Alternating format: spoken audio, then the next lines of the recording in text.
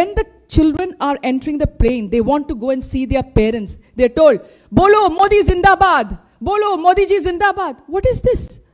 Where are we heading as a nation? Is this China?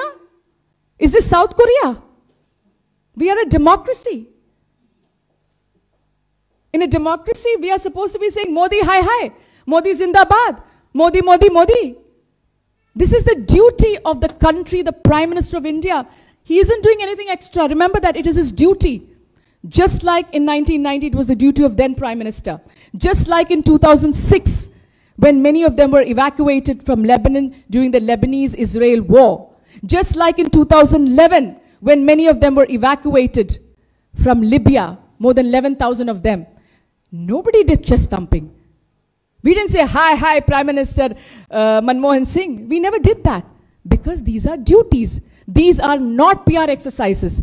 And that was what Modi ji did in the election campaign. That was a PR exercise saying, you know what, India has become a rising country and that's why we can do. As if we did not do any evacuations before 2014.